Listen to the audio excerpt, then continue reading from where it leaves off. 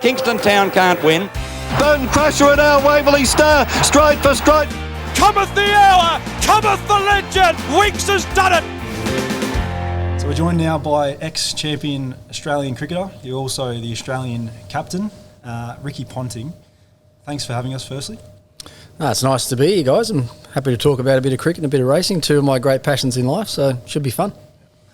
Just start with your, I guess from scratch with you, Ricky. Cricket, first love for you, backyard cricketer like, us all as, Australians playing in the backyard. Is that where it started for you as a cricketer? Yeah, absolutely. Growing up in the northern suburbs of Tassie, on the wrong side of the tracks, as some would say, in northern Launceston, it was a cricket bat in my hand in the summertime and chasing a footy around a paddock in the wintertime, and that was, just the way I guess all of us young blokes of my age sort of grew up. So, when you say was cricket my first passion, it probably wasn't, to be honest. And looking back still now, I still just regret the fact I didn't get to play one more game of Aussie rules footy. I have those dreams now as well, like as nearly a 50-year-old man, I've just been able to play one more game of footy because I absolutely loved Aussie rules but cricket was the game for me. Cricket didn't choose me. I was probably a better cricketer than I would have been footballer, and here I am now, sort of retired 10 years on, and that cricket journey was a pretty amazing one from a 14-year-old boy that left home to go to the cricket academy in Adelaide to someone that played a lot of international cricket and had some good times along the way. It was the cricket journey was a great ride. So I did a little bit of digging on you in your junior career. Is it right, at the age of 12, you took part in a annual Northern Tasmania junior cricket competition and you hit 4 centuries in that week? Is that kind of where you realised that you might be pretty good at the game, or? Yeah, it probably was around that time that I probably realised that I could probably have a bit of fun playing cricket. That was what we used to have then. That was a school holiday period thing. So every club played against each other for every day of the week. So Monday, Tuesday, Wednesday, Thursday, Friday, you played a different club, and I missed out. I think I got 50 odd in the first game, and then the last 4 days got 400s in a row. So, and then the next week played up the next week in the under 16s and got 200s the next week in the under 16s. So, and yeah, all those stories, they tie back. I actually got my first sponsorship deal out of that week. Signed on with Kookaburra at the age of 13, pretty much, and was with them to the end when I finished at 38. So, lots of good things started from that 1 week that you talk about there. I've got one just on Kookaburra. I used to have a Kookaburra kahuna, just obviously following yourself. Can you take us through the journey of joining Kookaburra, and how much input did you have into the bats themselves? Yeah, well, even with that, I'd like to think of myself as quite a loyal person. Like any of those sponsors that I had that were willing to sort of show some faith in me as a youngster, I made sure I saw the journey through with them right to the end. And Kookaburra is a great example. I think I was with them for 26, 27 years or something. So, and I must admit, my first ever sponsorship deal with Kookaburra was one bat, one pair of gloves, one pair of pads, thigh pad and a kit bag, and that was all it was. And to the end, when I'm finished, when you're probably going through 20 or 30 or 40 bats a year and a couple of hundred pairs of gloves and that sort of stuff. So things changed quite dramatically and drastically. Did I have a bit to do? Yeah, I think I had a bit to do with the development of all the equipment, not just the bats, but little things that I thought they could improve on pads or gloves or whatever. There was always that input from me back to Kookaburra, and they were always asking my advice as well on what they should do. A lot of my gear at the end was all custom made anyway. It wasn't, it's the regulation stuff. There was some things that I used to do with my gloves that most other players didn't like. I got really small hands, so they were almost like youth-sized gloves that I was wearing, and a lot of the extra padding in the gloves at that stage. I didn't like the feel of the extra padding, so I was probably using gloves at the end that were sort of 10 years past their date, but that was what I liked and what I was comfortable with. So, and no squash, maybe at training, but I wasn't gutsy enough to take it out in the World Cup final first up and use it there.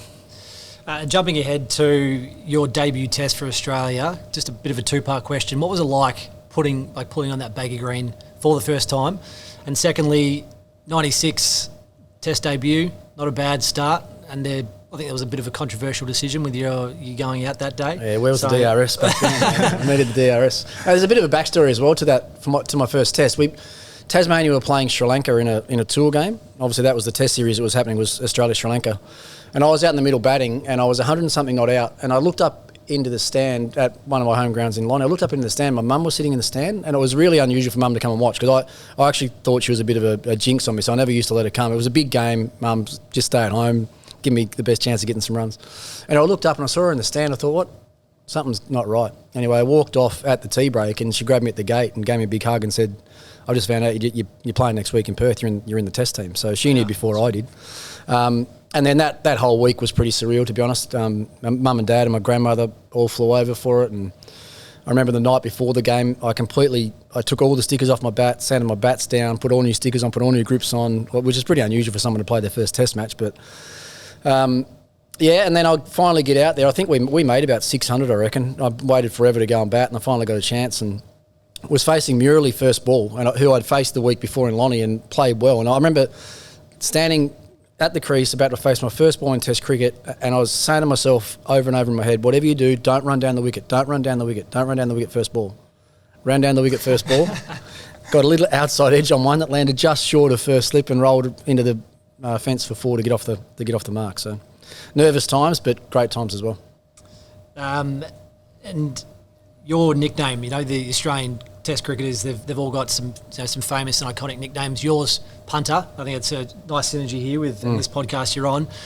How did you come about that nickname, or who gave you that nickname, and how did that come about? And why was it Punter? Yeah, well, I said I moved across to the Cricket Academy in Adelaide. I'd found out I was going as a 14-year-old and went the next winter as a 15-year-old kid from Launceston. I had a kit bag, a pair of track pants, a couple of T-shirts and a hoodie was about all I had. And we went to the Cricket Academy. Everything was put on for us. Our meals and laundry and everything was paid for. So our monthly allowance at that time was $40 a month was what we got paid to live there. So just doing the maths in my own head, I was thinking I've got to find a way to turn this $40 into a little bit more. Otherwise, I'm not going to get through here. And so I'd sneak down the local TAB on a Monday night and a Tuesday afternoon and then a Thursday night, which coincided with the same time that the Tasmanian Greyhounds are racing, and I'd try and turn that 40 into a little bit more. With sort of $1 and $2 bets, which is all I could afford back then. And at the same time, Warnie, God bless him, had come over to spend some time with us at the academy before. He'd just been picked on his first tour with Australia to Sri Lanka, so he needed to get some training done. As you could probably understand with the Warnie pre-season, he needed to get some training done. So he spent a bit of time with us. He worked out what I was doing, getting down to the tab, and he gave me my nickname. And it's stuck with me ever since. And people probably know me more now by that than they do by my proper name. So thanks, Warnie. Something we can all relate to. Yeah. Captaining the Australian cricket team, it's one of the highest responsibilities an Australian can have. What were some of the highs and lows, and what were some of the most memorable moments? Yeah, fortunately, the teams that I played in and even the teams that I captained, we had, good runs of sustained success, I guess. I mean, and so, you think about, or even when I captained the 2003 World Cup team that went through undefeated. Captained the next one, 2007. We went through that World Cup undefeated once again. Lots of great highlights there.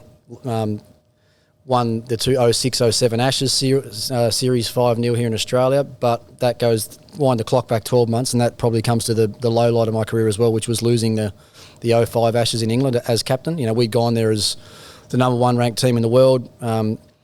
And for a few different reasons, we didn't put our best cricket on the park for long enough through that series. It ended up being one of the all-time great Test series, to be honest. It came down to late on day 5 at the Oval with us searching for a win, and unfortunately bad light stopped play a little bit early, and sort of didn't give us the chance to chase the win that we needed to retain the Ashes. But I guess that was the low point, I guess.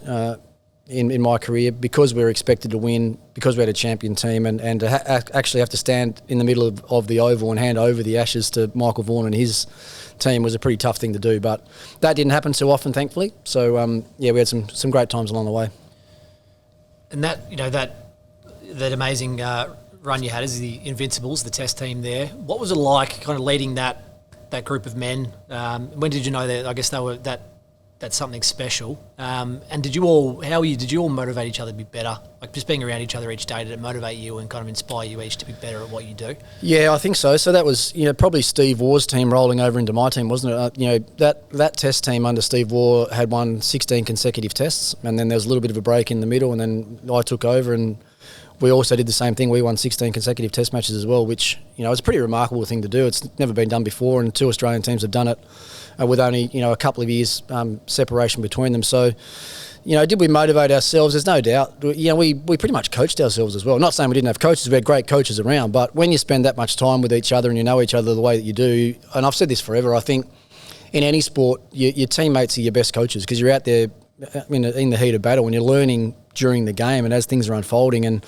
I guess in a test match, when you're batting with one person, you've got a lot of time together to talk your way through and learn from each other and combine as a partnership to hopefully win games of cricket for your team. So, we, looking back now, and I won't say you take it for granted ever, but you don't think much about it when it's unfolding. You're just part of a team and you're winning games and you're having a great time. But it's when you're retired and you sit back and think, my God, that was just an incredible time in all of our lives, and some of the things you say there, the records of what was achieved through that period pretty much speak for themselves. The one thing that's probably not spoken about enough is from the midway point of the 99 World Cup until the midway point of the 2011 World Cup, Australia didn't lose one single World Cup game, which that's, you're playing a lot of good teams there with finals in mixed in the middle of them, and it must have been, let's say it must be close on 40 games, World Cup games without losing one. So it's a pretty amazing run. And just that team too, obviously made up with a lot of different personalities. Just any, I guess, some stories around. I think Pidge, Glenn McGrath was, he was the bit of the funny one in the team and kind of. I'm not sure about the funny one. He was the menace. He was the menace. He's a country boy from Narrabri. He's never going to be that funny. What was it like? You had personalities like your Warnies, your Gillies, yourself, and what was it like in the locker room and like a day to day? It's a 5 day test. What was it like over those 5 days with some of those personalities? No, look, as I said, once again, unbelievable, incredible to think back. The biggest part. I knew taking over the captaincy, the biggest challenge that I was going to have was to understand everyone, understand everyone's personalities. And, how do I speak to Michael Bevan on one hand, how do I speak to Andrew Simons on the next? How do I speak to Justin Langer 1 minute and Glenn McGrath the next? Because all of them are such different people. But I knew if I was going to be a good captain that I had to work it out pretty quickly. And I think I did a reasonable job with that. And the only way I could do that is spend time with them and get to know more about them, learn about them as cricketers, but more importantly, learn about them from what motivates them off the field as well. So that's what I tried to do. And as I say, you come away with lifelong friends as a result of that time you spend together. Cricket's a pretty unique game. When you're playing in the Australian cricket team, you're spending 11 months of every year together. For some of us, for 10, 12 years of our lives. So you experience some incredible things, the highs and lows of cricket and of personal life, and then when your career's over, which is what we've learnt, the last few months with what's happened with some of our mates, you go to spending all this time together, to going back to your home state and your own family and your own life, and these guys you spent so much time with, you don't see anymore. So I've taken it upon myself this year to make sure we get back together, start a bit of a reunion type thing, and I'm hosting the boys this weekend actually in Melbourne, so it might be a big one. And you're hitting the golf course, you're a handy golfer. How is your golf game at the moment? I haven't played for a month actually. I played in a big event in New York about a month ago, and then came back from there, had nothing to do with the golf, I don't think, but I had a trapped nerve in my lower back, which meant I couldn't walk basically. So I wasn't game to even try and swing a golf club. But I hit some the other day, so hopefully I'll be back on course again tomorrow. And probably just the last question before we do get into some of the racing. You've now transitioned into the cricket media. Was that always going to be the path for you? When did you sort of realise in your career that that's what you wanted to do?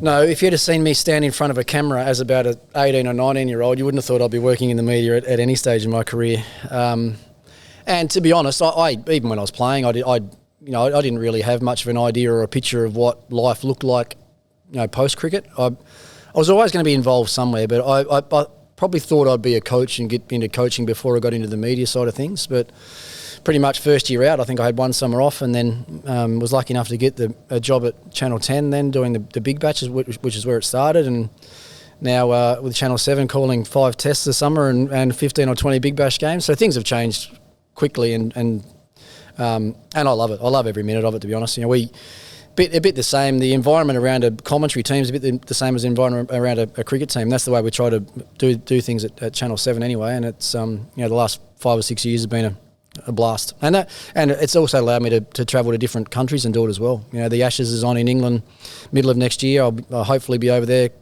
doing that with one of the networks over there, which will be awesome. So it keeps me close to the game, and it actually makes... So the coaching I do makes commentary easier, and the commentary I do actually makes my coaching easier. So the balance I've got in my life right now is really good. Racing or horse racing? Yeah, you're obviously a big fan. Do you know where your your love or your interest in racing started? Very easy, very easy to work that out. Yeah. My dad was I've ended up with a nickname Punter, but it should have been him. Let's put it that way. No, like as a kid growing up, whether it's Friday night or Saturday afternoon, you know, the radio was always on. I can still actually, to this day, memorise my dad's telephone account number, which 11107 GCPO. There you go. I can still remember it, and that'd honestly be 40 years ago when I was sitting there listening to Dad have a bet on the Friday night races here at Moonee Valley. So. That's no doubt where it started. You know, racing was in our family. Dad and my grandfather, not horse racing, but had raced greyhounds. So the betting, punting side of things was there. So yeah, I was never going to avoid it. I don't think in the family that I grew up in. I don't think you earned the nickname Punter without being decent at the caper. Can you tell us what type of punter you are? Are you a straight win, or you delve into the exotics, the quaddies? Yeah, no, I've expanded and broadened my horizons gambling wise. Well, as we all have now, with the amount of options you've got available to have now, and even in one particular race, you know.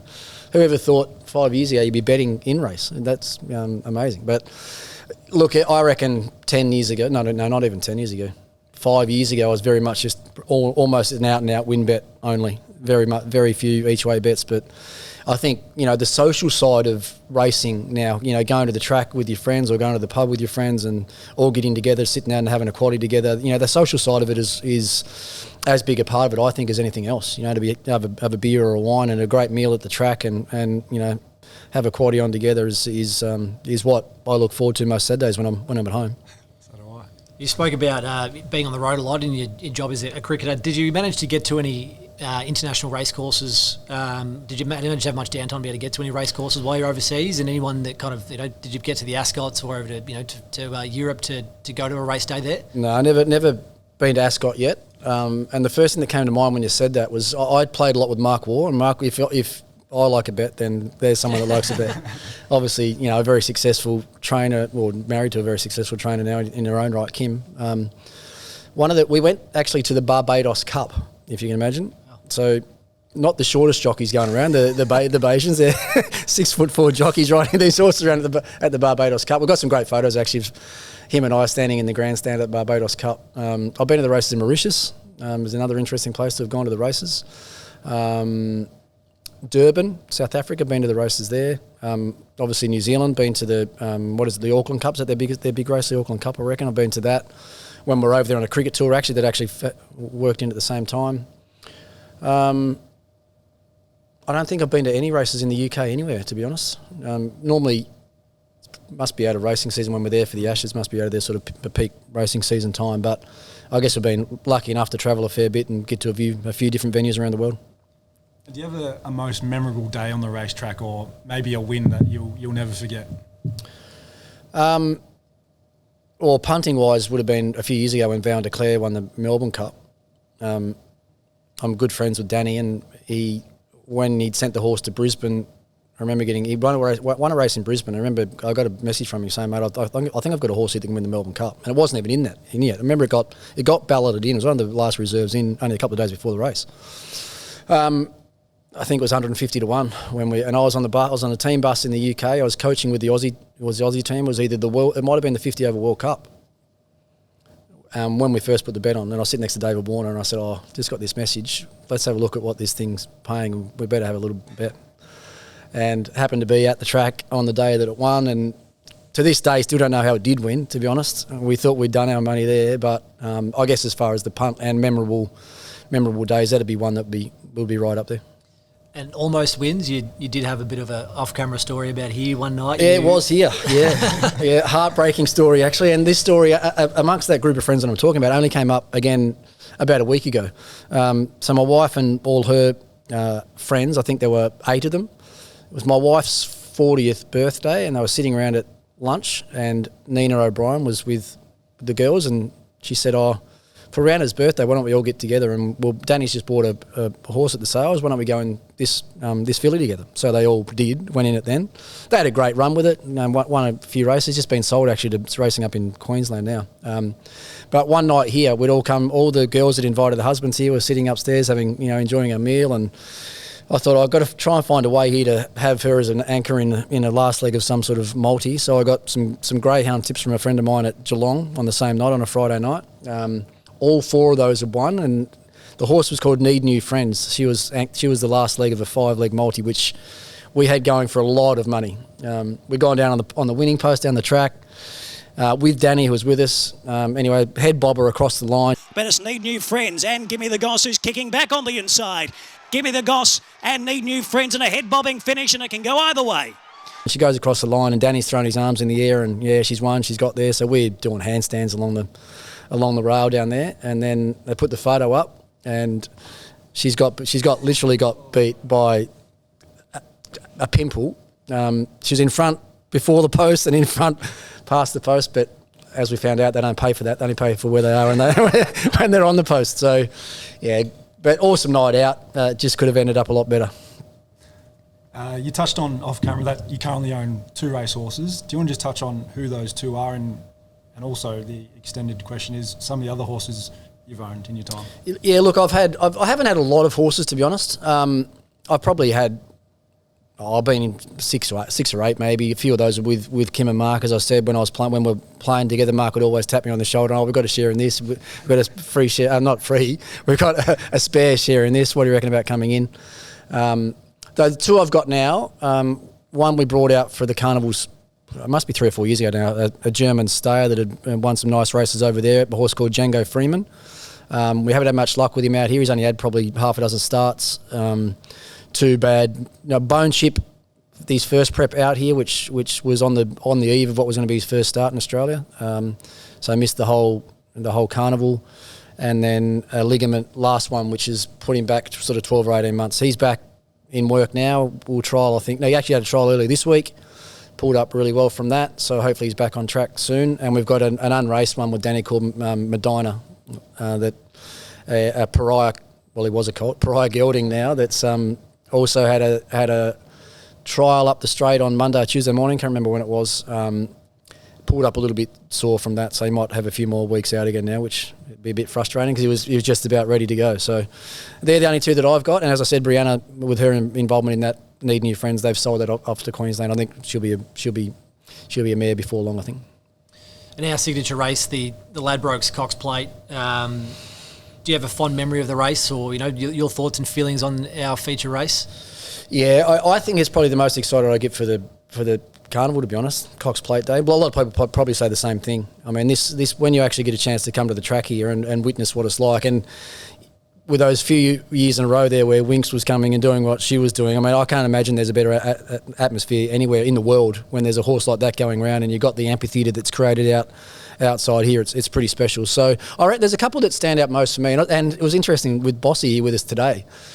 So You Think's first one for me was that's one that really stands out in my mind, because I remember, and I was talking to him about it today, that the lead up that week after the barrier draw and where he'd drawn out in the car park, what are they going to do? How are they going to ride it? Like, ping, straight to the front, ride it like the best horse, and nothing got even close to it. So You Think led by 2 lengths. He shook off Manhattan Rain. Who got you an El Segundo charging home, but it's all over. So You Think is going to go all the way. He's racing clear, and So You Think has bolted in the Cox Plate. Manhattan Rain ran second. The 3-year-olds, Quinella. That was one that I really remember, and the other one I was saying, with knowing Danny now like I do, thinking back to what sort of training effort and feat that is to get a maiden to win a Cox Plate, Seamus Award to win a Cox Plate. I think it's never happened again, has it? Never, it wasn't not before and not after.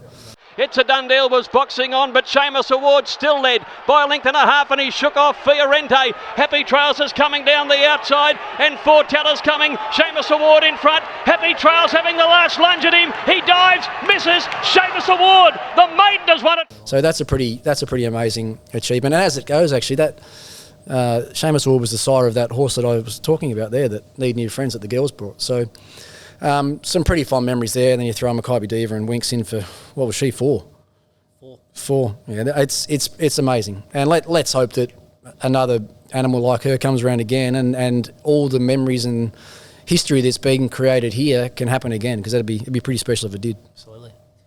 We know there's a fierce rivalry between Australia and England, both in cricket and now a little bit with the horses. We've had Matt Chapman come out here in 2018 and kind of talk down Winks a little bit, and in recent times we've had a jockey, Ocean Murphy, do the same. What are your thoughts on that rivalry between England kind of talking down our horses? They can't let it go, can they? They just can't accept it, and they can't let it go. What did Nature Strip do a couple of weeks ago? That was pretty impressive. Pretty good. Yeah, pretty good. Black Caviar won on 2 legs over there. I would have loved to have seen what Winks would have done to him. Because if there's been and there probably has been better horses, but I haven't seen one in the flesh like I have with her. You know, some of the things that have happened in the UK and America with some of the great horses they've had and winning margins and things like that. I mean, you can imagine what she would have done to some fields if they wanted to with Winks. You know, she could have won by as far as she wanted to more often than not. And what I would have actually loved to see with her is actually just put her around in a Melbourne Cup and see what she would have. I reckon she would have handled that quite well as well, just being the sort of animal that she was. So no, they can't let it go. They can't let it go. I know they've had some success with horses they brought out here over for our carnivals and stuff, but that rivalry will always be there. It doesn't matter if it's cricket, racing, netball, whatever it is. They won't let it go. And this is the, I guess, time of year where the good horses start hitting the tracks again. Do you have a favourite horse at the moment, or someone you're looking really forward to watching this spring? I'm interested in, I'll keep going back to Danny. I'm interested in Danny's team actually for the spring with a lot of the Western Australians that he's got, the Peters horses that he's got. I understand a few of them trialled really well during the week, Showmanship being one, I think, that I'll be keeping a close eye on the next couple of weeks.